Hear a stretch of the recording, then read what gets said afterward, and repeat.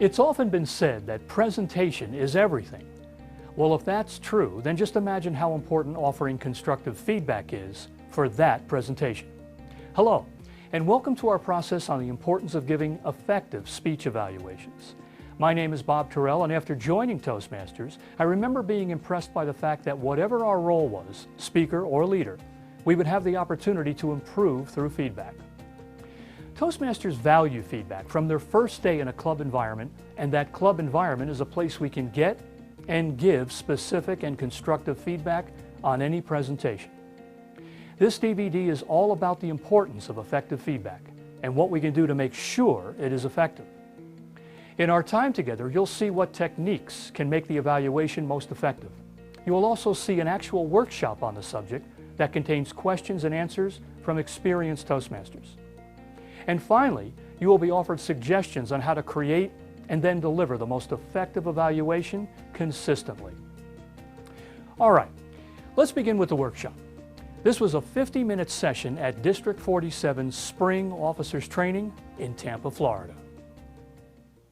Now I have a very important question, even with all the stuff that's in the back. Who had breakfast this morning? Did it look like this? No, of course not. Just you wish. Well, I know it's extravagant. I know it's a large-size sandwich. I know it's way over the top when it comes to, well, let's just say any time of the day.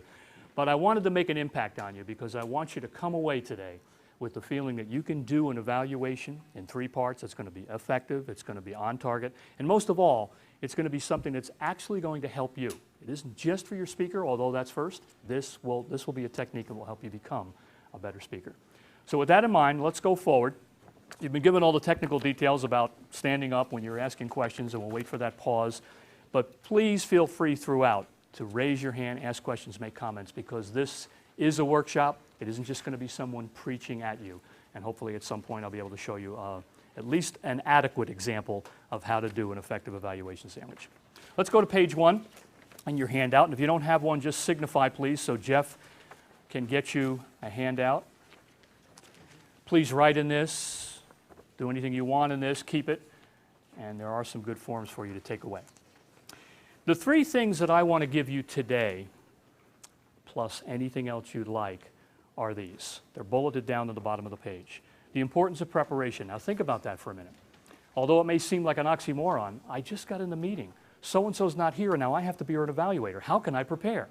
It may seem strange, but I'm going to give you techniques that will help you be as prepared as you can be, even when you just know about it from the beginning of the meeting. The second bullet should be true in your life no matter what we're talking about. If you tell someone you love them, you better sound like you love them. So let's face it, it's not just what you say, it's how you say it. So when someone says be caring, be sensitive, be in tune with your speaker, you need to do that. I'm pretty sure that's clear to everyone, but I want to highlight that today. And since I have 3 bullets on this page, and I'm going to do this every once in a while with my fingers, 3 is truly a magic number. It truly is, and that's really the heart of, if you think about the basic elemental sandwich, it basically has 3 parts. So I want to instill that in you so that when you think about giving an evaluation, you really have the technique down for 3 solid parts. And there will be a 3-part approach to evaluations. Now let's go to the next page and we'll talk a little bit about what look like fill-ins at first, but let's do this verbally. Let's get you to get a chance to speak your mind, speak your opinion, and if you do have a question, we can get that for you, get that answered for you as well. Toastmasters International recommends things from time to time. So the 3 lines you see there represent 3 things, here we go again with the magic number 3, that you ought to do to be effective every time you evaluate.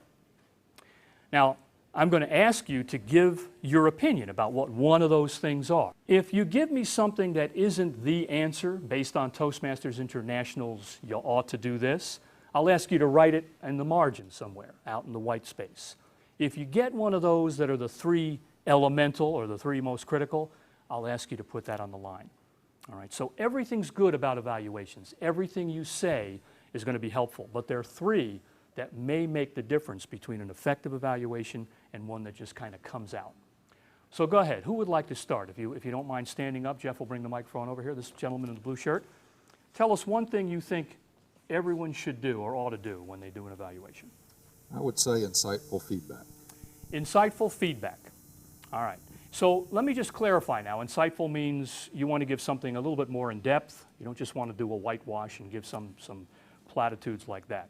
Put that in the white space. Insightful feedback is very important. You know, some people say honesty. You got to be able to be honest. You got to tell them what you think in a nice way. Remember point number 2 on the previous page. Who else? This gentleman in the dark blue shirt? I think that, remember, when you're giving a speech, whether it's a C, C, or bronze, they all have objectives.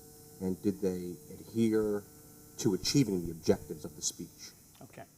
Thank you for that one. That's one of the winners. Put down, read the objectives page in the project manual. I know it's a lot of words. I'll repeat them. Read the objectives page in the project manual. Now, know that.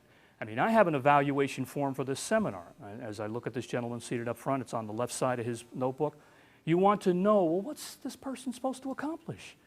Not to mention, if you talk with her before a speech, what are you trying to get? What else are you trying to do besides what the speech asks you for? So make sure you do that.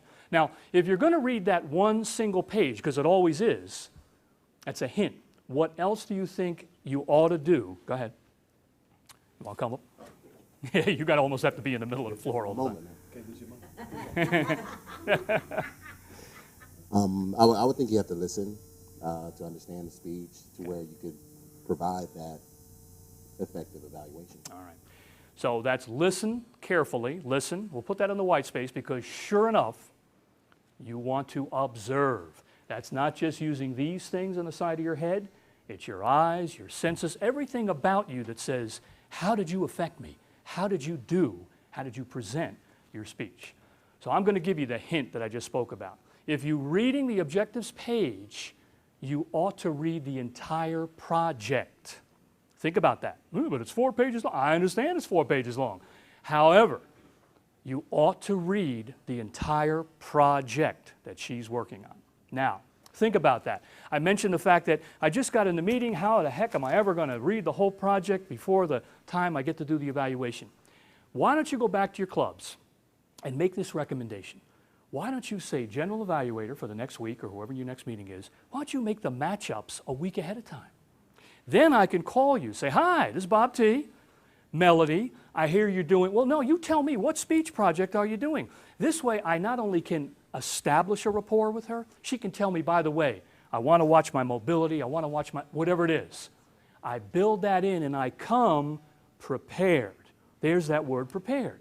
And some people say, well, a week ahead, that's a long, yeah, it's a long time if you think about it that way, but really what it is preparing and getting that person to be reminded you're doing a speech. I'm with you. I'm going to be there on your side. But more importantly, back to your point, when I listen, I'll be listening for those things you gave me.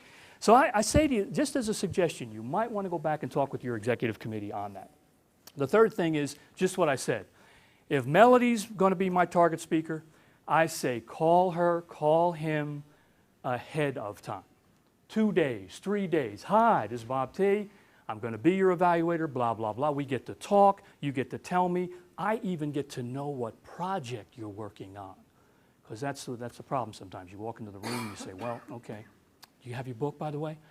I forgot it. Then what do you do? So while we're off on that little sidetrack, here's what I'm going to make another suggestion. Why not go back to your club, and I know we're talking about bucks here, why not recommend that they start to invest in building a library of all the manuals? I'm not saying you're right in them, but if Melly walks in and I say, you don't have your book, I can go to the library, get the book out, so to speak, wherever you keep those files, and at least I have the objectives.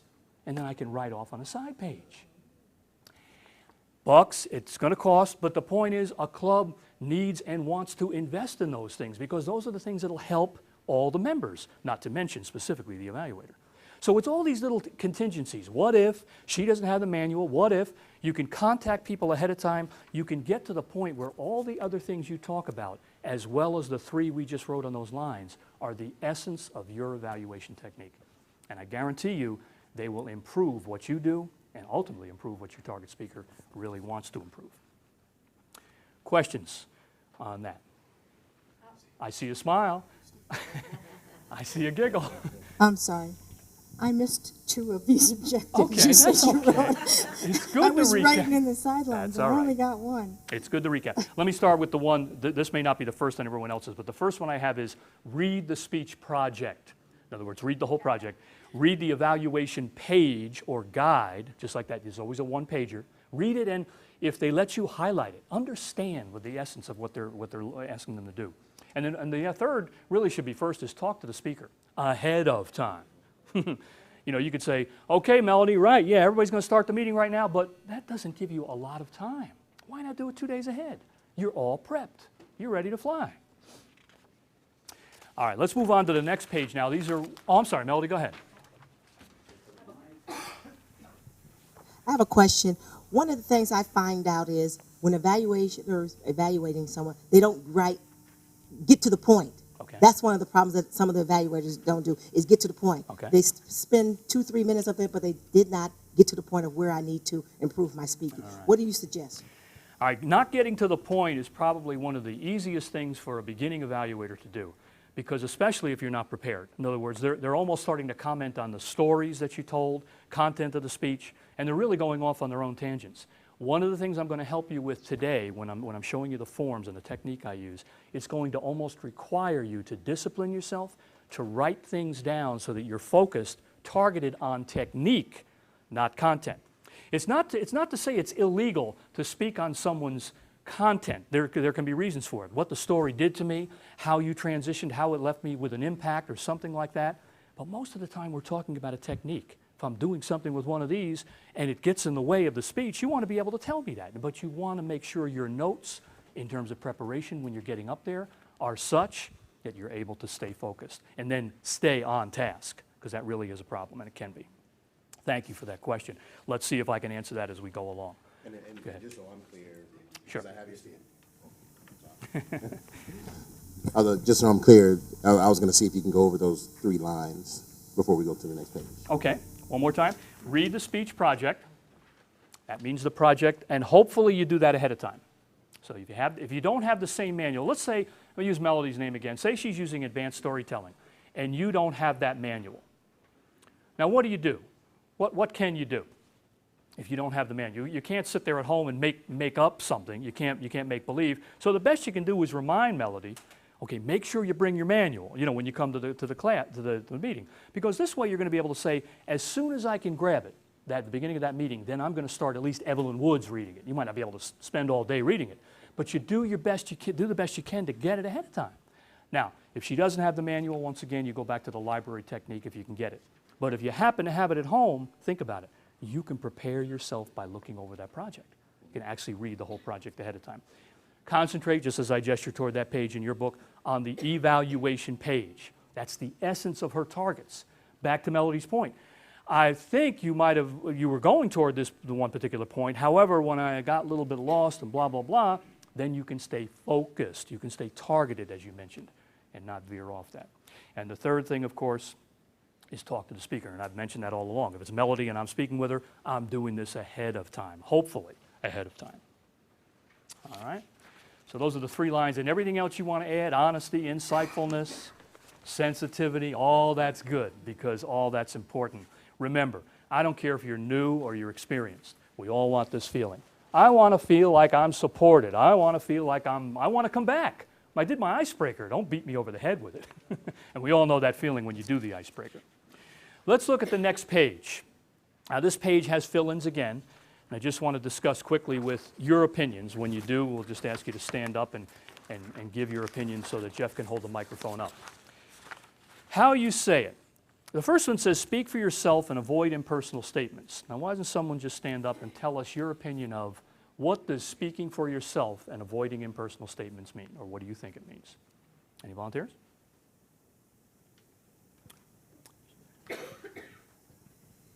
Okay, the question was speak for yourself. And avoid impersonal statements. Speak for yourself. I would think that would be honesty. To me, when you being an evaluator, you have to give your honest opinion on that person. Even though there may be a conflict with that individual person, you're going to be, as an evaluator, speaking honesty. And no impersonal statements, meaning well, you know, I think you should not have wore that blouse that day, or I don't think you should have had pink fingernail polish. That, to me, would be impersonal. That's irrelevant to what I'm up here doing. So that's what I think it would be. All right, thank you. That's true in both cases. All right, the lady in No Name, what does that say? No Name Pub? No name pub, yeah. Okay. I think of it as saying I instead of we or you. Yeah. We say, we think that this should have been slower or faster or something, but I should say, I felt Right. that the pace needed to be There you go. different. That's what you need to mark down on your pages. I believe it affected me this way. You know, when I got lost, when I got confused, all this I stuff, I. Because Melody just spoke. I'm sorry, I didn't ask you. I haven't been asking names. What's your first name? Susan. Susan just spoke. Susan gets to speak for Susan, not Melody, not Steve, not Ken. So truly, there are people that stand up and go, you know, the champions don't do that kind of stuff. Well, guess what? We're not with the champions right now. We're the champion of our own cause. So speak from Susan's perspective. That's Susan. You want to feel something different, you feel something, that's your privilege. Impersonal statements sound just like that. We all, I heard, they don't, it's not you. Substitute judgment words with those that describe your reactions. Now, I almost gave you a hint. Susan did too. Who wants to take a whack at this? Tell us what judgment words would be and how to avoid them, or different ways to describe your reactions. Anybody want to take a chance? All right, I'll take a chance. Did you have your hand up? Go ahead. Let Jeff just hold the microphone for you. Basically, I think it's avoiding a personal perspective. If you happen to not like, it's similar to what Melody had said, if you don't like something about the perspective, that's irrelevant, really. It's about how they presented it and what they felt about it, and don't put your personal opinions into your evaluation. All right, thank you for that. That certainly plays in. Avoid your personal opinions about something personal about another person. However, what I want you to get for the essence of this is avoid judgmental words. Good speakers don't do that. Really? And what are you, the great authority? You have a staff, you just came down from the mountaintop? The point is, you don't get to say that kind of stuff. Well, you do. I've heard people say it. What Susan gave you was, I was impressed. I mean, if you want to just use slang, I was blown away. Whatever you want to say, but it's all about what you feel, not what they shouldn't do, you should avoid. Because once again, we start getting into that, and I don't know if anyone's ever used that phrase at you. Anyone ever tell you what you should do? Yeah, don't you hate it when Toastmasters fly in and should all over you? It's not right. It makes you feel uncomfortable. It makes them like they're the authority. Yeah. When really what you want them to say is, I know you're good, and I know you're my evaluator, but tell me how you felt about what I did. And I mean did, not just said. Because we can all get into the content, but really what I want to try to say is, Melody, you brought your point home with your body, with your eyes, the way you, that's the point. You're bringing your instrument to bring your message, and that's really what you want to try to do. So judgment words are things like, don't do this, they say never do that, leave that out and give them, just as Susan pointed out, your impression. Now the last one ought to be self-evident. What do you what happens to you when someone repeats a point? What do you feel like? Dun, dun, dun. You know, it's like, I got you the first time. I got two of these, I heard you, you know, the whole thing. You want to say, you have to repeat it? And trust me, there's some people that just get so nervous, that's all they have left. They just say, and one more time, that thing you did with the, don't do one more time. That's just not the way to go. If you made your point, once again, I'll get back to your point, Melody, if you have your notes right, you will have made your point the first time around. And you will do it by looking in their eyes, just like you do in a speech, making your point. Because if you have to repeat it, you're either running out of steam or you're just rude. I guess you didn't hear me the first time. Go ahead, we have a comment?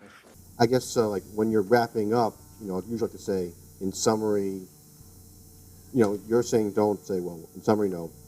I liked what that was. Just say in summary, good job. Don't avoid talking about those topics. Like when I close up, I usually just say in closing, in summary. When you get to that stage, I mean, you just be very brief, good job, and just let it go. I'm so glad you brought that up, because I'm going to teach you a way today to avoid ever closing with, you know, overall it was a great speech and I really enjoyed it.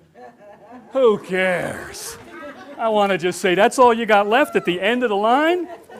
I want you to end with, if you start with 2 of these, then I'm going to ask you to end with at least 1 or maybe 2. That's how the sandwich is going to come into play. This is leading up to it. I want to make sure you understand the principles behind speaking to someone when you're giving constructive feedback. There's another C word that if I were you, I'd ask you drop it from your life's vocabulary. If I say, I'm going to give you some constructive criticism, the last word you hear and the most feeling you have, yeah, he's not going to criticize me. Who's he think he is? Constructive feedback. Not a microphone, not speakers. I'm going to give you some feedback. And that can incorporate positive improvements and more positives. Please, if you do one thing in your life, I don't care if you're a boss and you're giving performance feedback, use the feedback word. But I'm so glad you did that, because now we get to the next page and now we start talking about the sandwich. And I want to go one step beyond the sandwich, because I've actually been violating something that I want to teach you to do. If you look at that page, for the most part, the biggest thing on it is a picture of me. My hands are writing something on a separate piece of paper. If you look in the upper left-hand corner of that picture, you'll see a project manual. Plain and simple. You don't have to try to read it. Just know that it's a traditional Toastmasters manual. Now, as I write something on a separate piece of paper, here's what I'm doing. There are 3 parts to the paper. Here we go with the 3s. Top part says positives, middle says improvements, and I bring back the positives at the bottom. Bring back, I actually make another space for it. So here's what I do. Think about a project manual. Think about the size, the type font size on this page alone. Most of us don't write much bigger than that. So we're standing here in the corner, we say General Evaluator Steve, fellow Toastmasters and guests, and we end up, in some cases, doing this. And then I can't read what I wrote. Oh, God. So the whole point is, if you look carefully at that picture, I'm actually writing larger than I did in the book. I'm using a Sharpie, by the way. Everyone, I'm sure, knows what that is. And I'm making bullets. Bullets mean I can't do the whole paragraph. Therefore, I can't stand here and say, and another thing about your story was, because you're going to end up reading a paragraph. Put a bullet down, and you can stand back here, there, wherever, see the bullet, and you get to do this. You get to speak the way you would naturally, the way you feel comfortably, and more, let's face it, openly to your own speaker, as opposed to doing what you're doing right now. Holding that thing in front of you, which means something's in front of you, something basically is blocking your communication. Don't you want to practice being the speaker you're always going to be anyway? Why not put it down? Most clubs have either the end of the table, a lectern, something where they can put something down and you can stand there and just say, okay, point 1, the fact that you had an introduction that made us just all gasp, that was amazing. And I want to do that with my hand. I want to do that so he feels when I'm talking about that opening, it blasted me. Can you do that when you're holding your little book? No. In fact, that's what I'm saying. All along I've been doing this in the workshop and kind of holding it and trying to hold it down. We'll see when I eventually look at the tape that Ken is making. But the point is, if I needed it, I'd have to hold it the whole time. I'm trying to get you to the point where you write bullets, as you see in that picture, put them down, and then guess what happens over a while? You start to not need any notes. I know that may seem strange, but if you go to a contest, and that one's coming up this summer, later fall, you will find the champions never use notes when they get up on the stage. Never. They write them, Sergeant at Arms takes them, and then when he goes to give them back, nah, that's okay, I got it. I got it right here. And it's going to filter through here and come out here.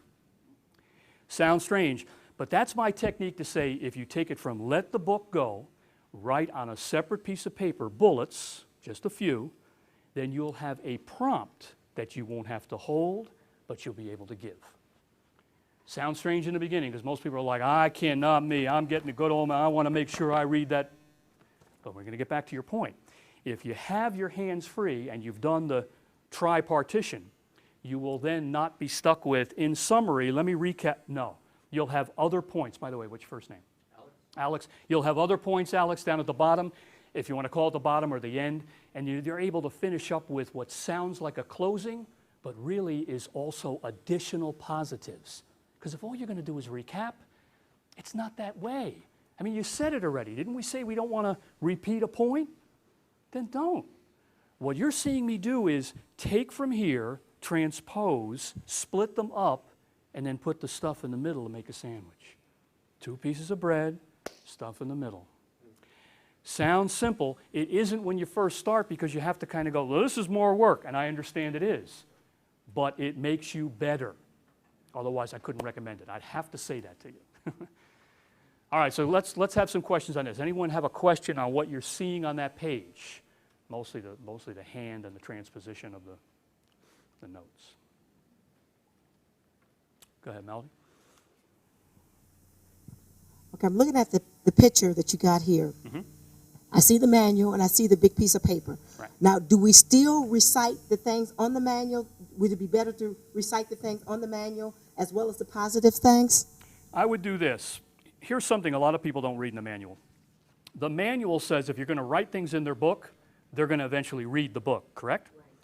So the book says, the project manual says, in addition to this, give your verbal. So here's what I'm saying. Look at the essence of what you wrote in the book and don't repeat it. Add something to it. Put some more value into your whole evaluation. Because if all you're going to do is regurgitate, then you might as well just give them the book and you don't need to do a verbal evaluation. What I'm saying is add something. There's always room for you to interpret how the things you wrote are going to be conveyed to your speaker. So I'm not just saying write larger of the same things you put there, but look at what you wrote and try to, how do I want to say this? Try to create almost a speech based on what you wrote. That's really what you're doing in your notes. You're trying to make a sequence of how you're going to convey your points. And yes, sure enough, Melody, you're gonna draw upon what's written there, but you just don't want to regurgitate it. You just don't want to repeat it. It gives you a chance to say, you know, your opening was this good. It just had me mesmerized for about 20 seconds. I almost couldn't get past it, and I almost couldn't get back to the rest of your speech. You want to be able to add something to what's in that book. And a lot of times you can't write all that. And you certainly can't show it when you're speaking to someone with a lot of energy. So it might come clear when I show you the example. That's one of the things I want to do with the video, and Mercedes going to help me with that. Look at that blue box, though. I want to just touch on that. How many improvements should you offer? Anyone want to take a chance at? I would say 5. Okay. You will think about the introduction, the way they prepare the speech, Okay. and when you evaluate, go in the conclusion, and depend on the gesture, how the person proposed themselves, and so far. So you break it down by almost categories of speaking style. Okay. Everyone has their own stroke if they want it. I'm going to just make a recommendation. This is just Bob T speaking. As I saw Susan do this, kind of like curl a little 1 up. I think 1 is good if you're an icebreaker. Now remember, icebreakers want a hug. It doesn't mean a whitewash. It means a hug. But mostly you could hug someone and say, and by the way, you need to change your shoes, whatever. You want to leave an icebreaker with a nice feeling. Come on back. Really, come on back. And the one thing where you were gripping the lectern real hard, we all do that. We all do that. You'll get, in fact, here's a way to break it. Just turn your body a little bit. Your hands will go with it. The point is you're real sensitive with an icebreaker. One little old one. That's why it's good you did that. One little old one. But other than that, I'm going to differ from your perspective. I'm going to say 2 at the most 3. The most, I mean even in a contest. 2, maybe 3. Because if you watch the way I give 1, and I'm not saying you have to do the same, I make a mini, this is back to your point, Alex, it makes a mini speech around the point. So I don't want to be one of these, bullet number 2, Melody, you need to do this. Bullet number 3, I don't want, if I'm going to do that, I just leave the thing down, read it later, I want to feel like I'm speaking with you, not to, not at. So that's why I say the number of points you might want to gauge by the speaker's experience, and if you don't know it, a safe bet is always 2. Couple of 1, 2, like that. Because if you really take 1, and that's why I was kind of giggling along with you, Susan, it becomes yeah, I'm comfortable with this 1, because I really want to explore it with you. Where's the harm in that? There shouldn't be. Other questions about this? Oh, wait, we didn't finish the blue box. Should you comment on speaking skills beyond the point of the project? Ooh, yeah, there's a gentleman in the back. Yes, I believe so. I think that you should be also concentrating on some of the lessons that were learned from the previous projects. So if body language or something like that was one of the previous projects, think that should be incorporated into the speech that was being made at the time if that project was already completed. But you wouldn't go beyond it, would you? Not beyond, correct. Okay. So that's the point. Bring previous, that's okay. And that's part of, once again, back to Melody's point, what I was making too before, is you want to add some stuff in. You know, in the previous speeches, I've seen you do this. You can add that into your notes. However, I wouldn't go beyond. I wouldn't say, you know, you really need to pump up your vocal volume. I understand vocal volume can be critical, but you got to be careful how you say it if the speech is not going toward vocal variety or it's not asking her to do certain things in that regard.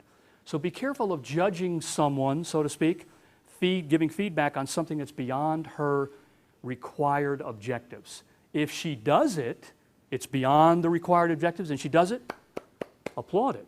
Give her credit for that. But just don't judge improvement center-wise on something that she really wasn't asked to do yet, because some people do that. They say, well, you know, you should kind of come up to that. Go ahead, Melody. So let me recap what you're saying. If, say, one of my members do the first icebreaker, but they use their vocal variety, should I not say that in my evaluation? Oh, yeah. You did vocal variety, but that's in chapter 5, and right. that's good. Should I do that? I say applaud the heck out of it, because that's really what you're saying is, you know, you're already exhibiting some advanced techniques. However, if she was in speech number 3 or project number 3 and you commented on something that really was asked in 5 or 6, then it might make the person feel like, well, I was concentrating on this, you know, gestures or whatever it was. So you want to be careful to keep your comments from the past up to the point and then applaud anything that went beyond. That's a good sign. Go ahead.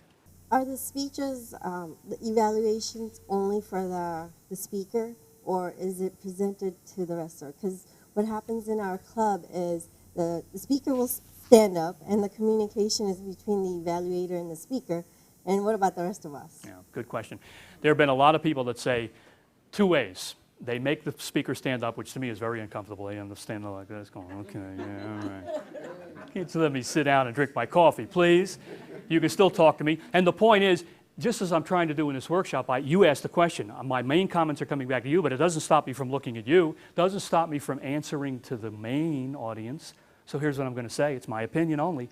I say speak to her, your target speaker, most of the time. And then if you want to say, but wasn't it great? Did you see the way she worked the stage? Wasn't it?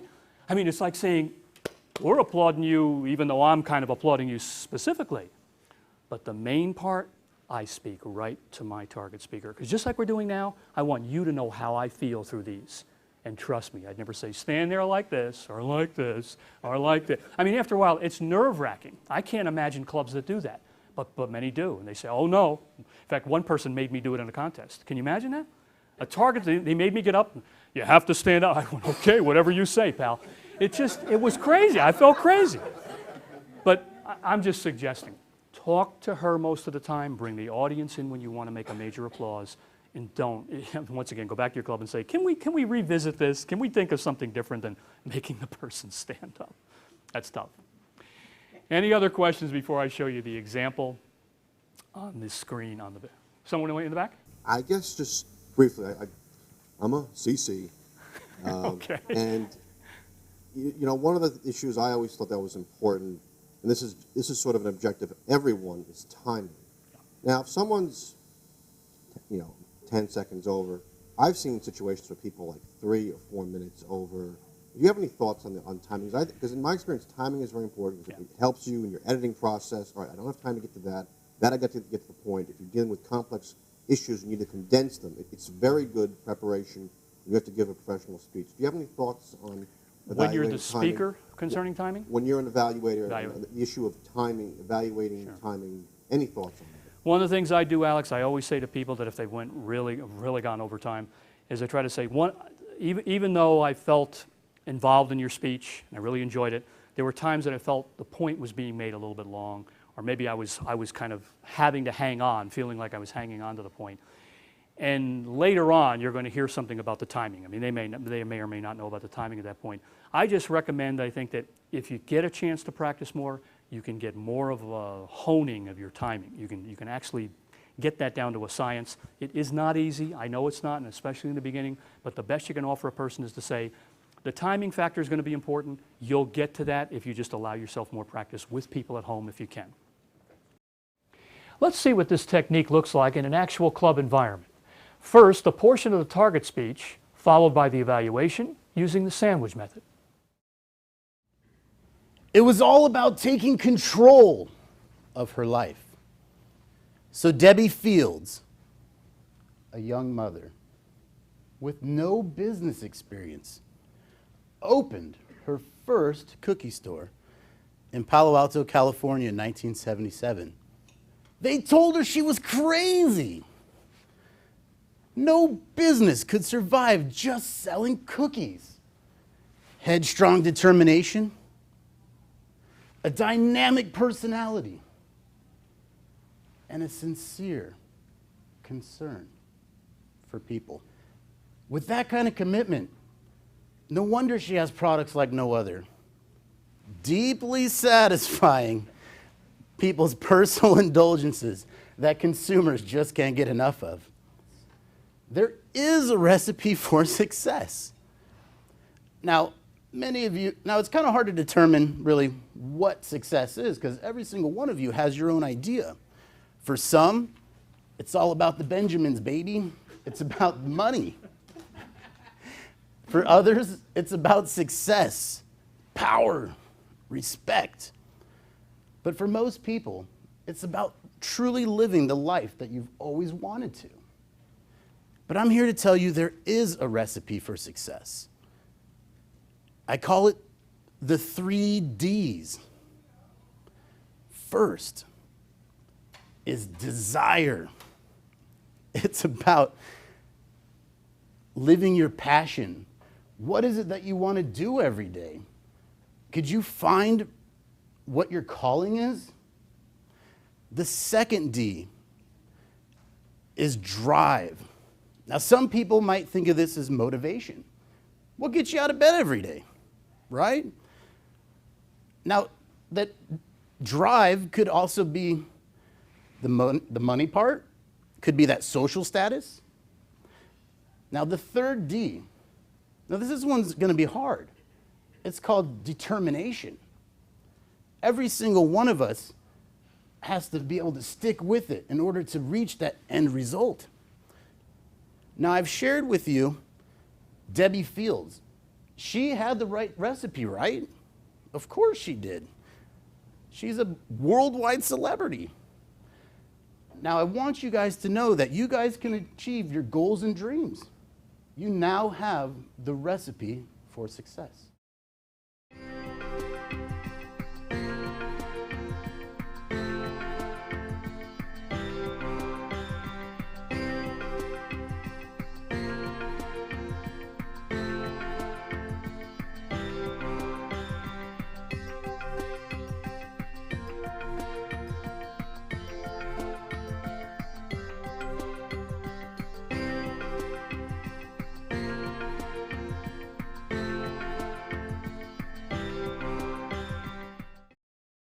It's all about the Benjamins, baby. Or maybe it's not. And maybe it's not because of the great expectations that you give us when we look at your famous formula now, the recipe for success. Madam General Evaluator, fellow Toastmasters, guests, and of course, our Cookie Monster Supreme. You know, I'm not sure you could have picked a better lead-in for your speech, Recipes for Success.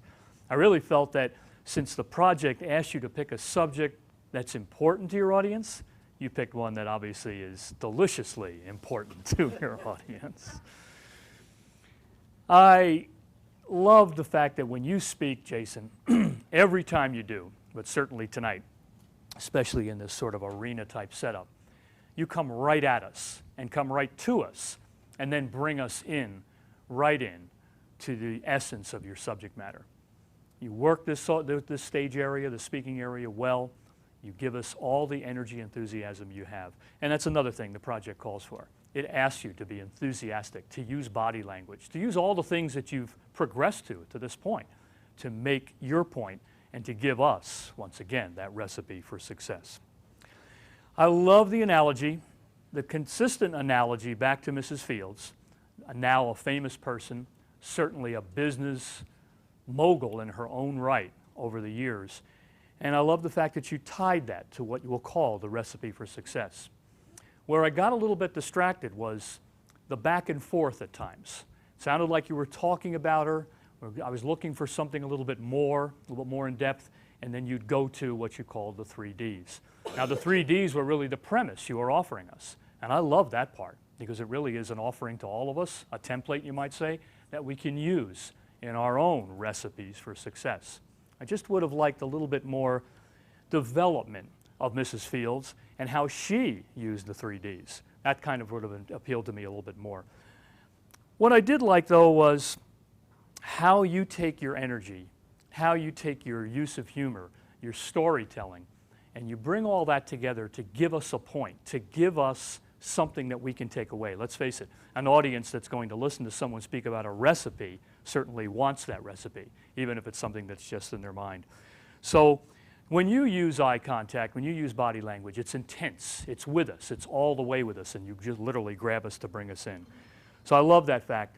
I love the fact that you gave us your heart and soul, and of course, as you pointed out, this subject was near and dear to your heart, but nevertheless, it's not only important to you, it tasted well for us, and it's something that I look forward to using when I think of how I can make success with your recipe.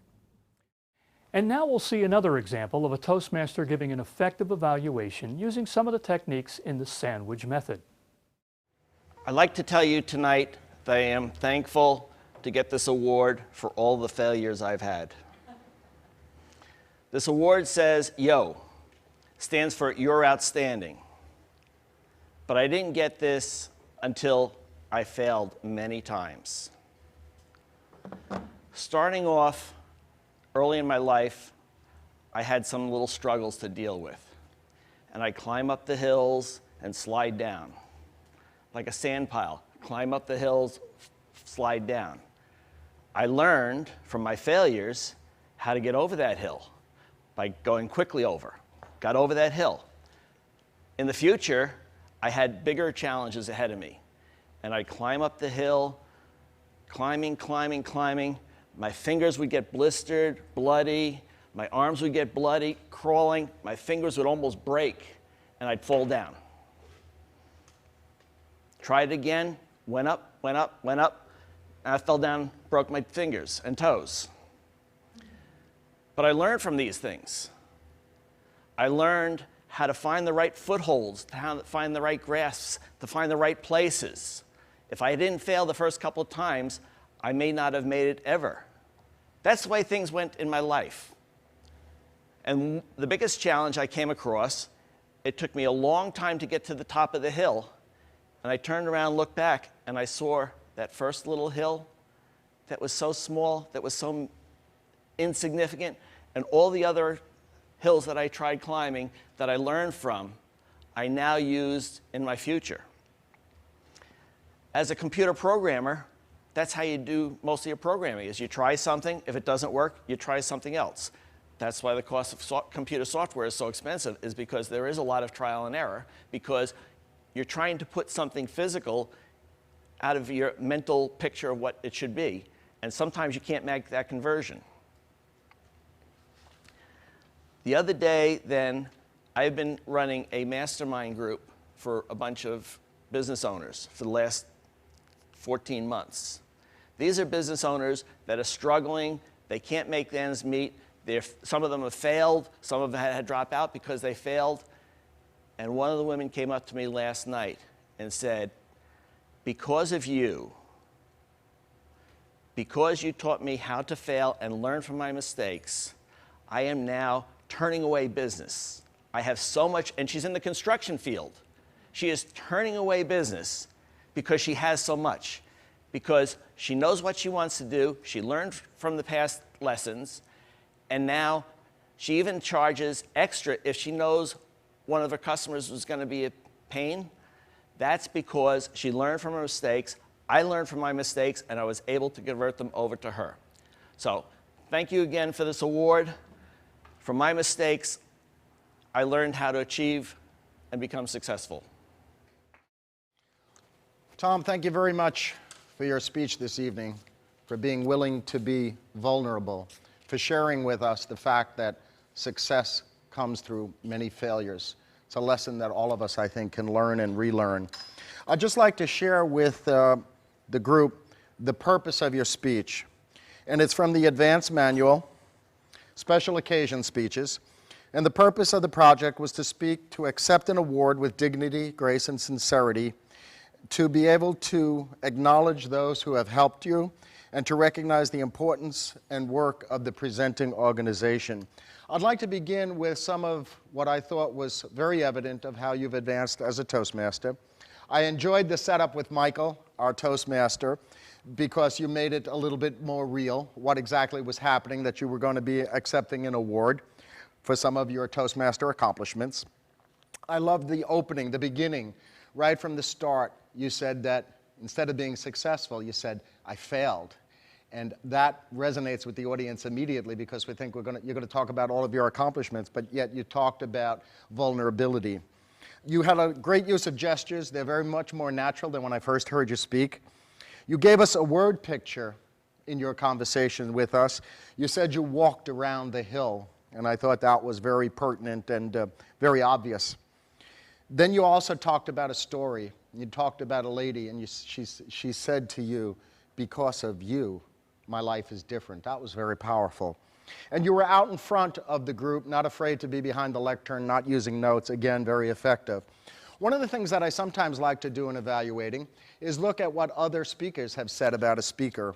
And with respect to the advanced manual that you're working on, what was said by some of your fellow Toastmasters was, there's evidence of Tom's development as a Toastmaster. Dick Cooper said that when you were speaking in praise, you reminded me of my father.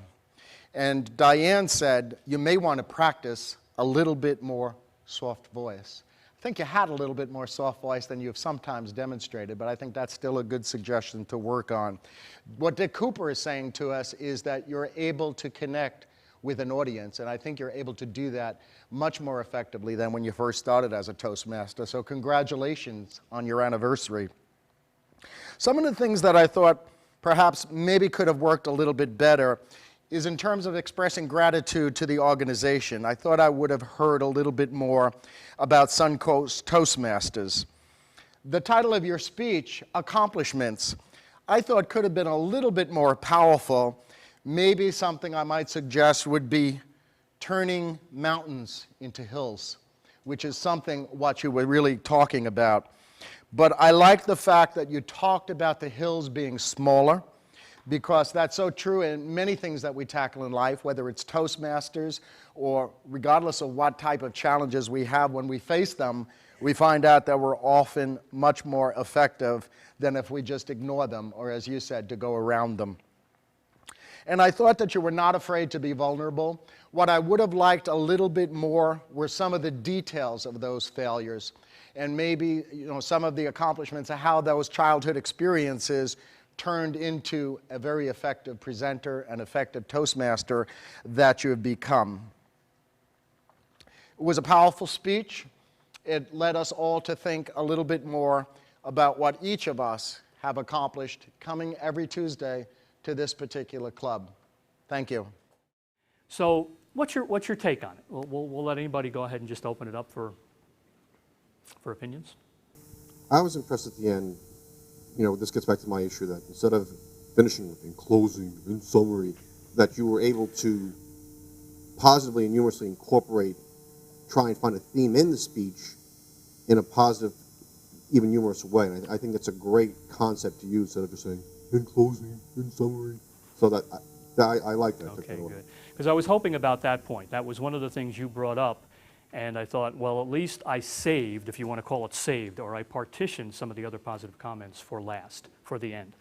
And you probably can tell there were different ways to cut things out. I cut out the part, probably was not the nicest thing to say, but I said something about, he said, it was deliciously, remember when he wrote this?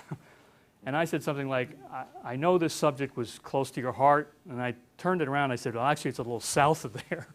My wife saw it and went, take that out. That's not nice. You're not going to say that.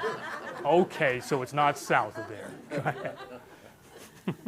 I'm just wondering what your comment is on I noticed the guy, and again, this is one of my things about, he kept saying now. I mean, do you bring that up or not? I think that I'm hearing what you're saying about just one or two things, but I think personally, I want somebody to let me know if I'm doing something like now, or if I'm nervously rubbing my eye, or I want somebody to tell me that. And if you're telling me I can only do really two kind of feedbacks, then that's not going to cover some of that other little stuff that I think we need to know about. I remember this in terms of your point about, well, I do have 5 or 6 things I'd like to bring up. There's nothing that stops you from speaking with her, him after the meeting. And there's a lot of room there for, I just want to bring something up about rubbing your eyebrow, wiping the sweat, whatever you want to call it. I'm just saying that for the main evaluation, if you give too many points, you'll end up sounding bulletized. And another thing, Fred, and another thing. And then third point, you start sounding like you're giving me a litany of or a menu choice when I'd rather hear something that blends it, like I got confused, you started talking about her, then you brought her up again. To me, that's all around the mulberry bush in some ways. However, it's not this, let me give you now, because there's some people that do this, they go, and now for the improvements. It just sounds like you're going to a different section of your speech. Can't you blend it? In fact, can't you transition right to the part that you want to get to? Because if you make your notes like I'm suggesting on that piece of paper, you can almost place your last positive in section 1 so that you go right into the first improvement for the middle section. It almost sounds like a transition in a speech. Is it a speech? That's another argument some people say. Oh, it's an evaluation. I say every time you speak, it's a speech. Go ahead, Jim. I know that you talked about content in context, but a lot of time when I do an evaluation, I try to put in some sort of relationship between myself and the actual person who's doing the speech for a number of reasons. One, primarily, is that if you say something, it probably won't be taken in the wrong context or the wrong way if you have that ground, that foundation between you and the evaluator. And a second reason is that you have people coming into the thing that may be new or guests, and they're not familiar with some things and they don't know who and what. It's always good to have that foundation between you and the speaker, so when you say something, everyone in the room gets it. Agreed. So I just wanted to point that out. Very good point. Thanks for introducing that. Did you? Yeah, she was second, I think. Or no, somebody else? No? Yeah. One thing that we do in our club is we give out love notes to everybody, and we get feedbacks so I always like that. That's when great. I'm speaking, I'm getting additional feedback. So to his point, I'm also getting feedback on little things. Oh, I'm not moving. I'm just standing still. Right. So things like that are covered in that. So I kind of like that. That's a good point. There's additional feedback coming in. And I believe the young lady here probably recapped my question. Okay. Just to piggyback on hers, I was going to see if you would suggest those love notes as she put them, I would. or comments, if you will. I would think that would be an opportunity for growth, or instead of pulling them to the side after the meeting, you don't really have to put them on the spot or if they have somewhere to go or something like that. Exactly. So. I agree. It's a sensitive thing, and you want to make sure you handle it with, as you say, the love notes. And if you really felt strongly about, well, this has to be explained, then do it in private. I say after the meeting, it doesn't have to be when everyone's gathering and doing a little socializing, but do it in a way, even in a phone call or something, that says, can I talk with you a little bit more about some other points I had that maybe I didn't get to? I'm just suggesting that in this context, 1 or 2 can really take up your time. On that note, I'm just going to break back to the handout before we have to wrap up. I want to show you if it's, I think it's page, well, you have double-sided handout, so I'm not sure of the page. But look for something that says a generalized template at the top. Here's a point way early on when I said, what if Melody forgot her book? What if we don't have that little library I was talking about? Use this. This is generalized. It's got way more stuff than you're probably even going to need, but think about it. Think about it. There's a lot of good stuff on here that you can at least say, well, if we don't have any manual, I can at least give you a generalized speech feedback. In fact, I've used this for contests. When you really want to say, I don't have anything else, use something like this. Make a copy of it. If you want a PowerPoint slide copy of it, I can send that to you. My email's in the back. You not only have love notes coming from everyone else in the club, which I think is a great thing, back to your point about saying, hey, it's private, I can read them when I want, I save them. But how about love notes, and this is a big one, if you'll flip to the next page, a big love note for the evaluator. I just asked you to evaluate me in some ways. And boy, do I feel loved. I'm just kidding. I'm just playing with the word love. But the point I'm trying to make is you can evaluate. First time I did this, they were shocked. Oh, what is that? Where did you get that from? Who are you to evaluate the evaluator? But the point is, anybody can comment on how the we do that in Toastmasters. So this is an actual form. It's a little bit bigger than the one they come out with in Toastmasters, but it has the same ingredients on it. You can actually say to someone, you know, I really loved your evaluation. You're really on point. You talked about projects. You had eye contact, spoke with her. It's all good because you're giving feedback to the person who's giving feedback. And what does it take? Just a couple of notes, really. It doesn't have to be a big thing. What some general evaluators forget is it's their job. It's part of their job to say, Melody, let me give you a little feedback about your evaluation. Not 3 minutes, but a little bit of feedback. That's part of the GE's role. Go ahead. We incorporate all that actually into our meetings for every meeting. We have these forms given to everyone. We don't necessarily, I guess if you want to call them love notes, it's part of our meeting. Sure. Not only is the general evaluator evaluating, everyone has feedback, and we make copies for everybody with an agenda. We distribute an email at least 3 days before to identify who the speakers are and who the evaluators are so that they can connect if they want and if they need coaching. Great. That's So it works well. That's simply ideal. That's a great template to follow. Ahead of time, ahead of the game. You're using all your potential to give a person the best feedback. Yeah, thank you. I will say thank you for your participation this morning. You guys were great. You were wonderful to work with, and I hope I get a chance to do it again. Thanks again.